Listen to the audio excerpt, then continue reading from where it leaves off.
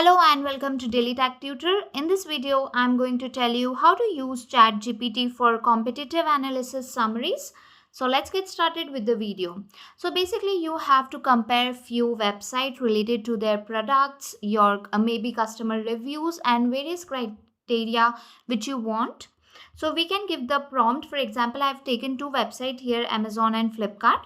So you can give the prompt, summarize the main value proposition, target audience and product feature from this website.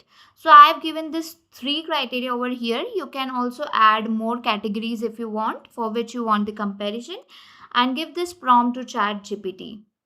So as you can see, it has started the comparison basic on the criteria we have given, the value proposition, target audience and product features.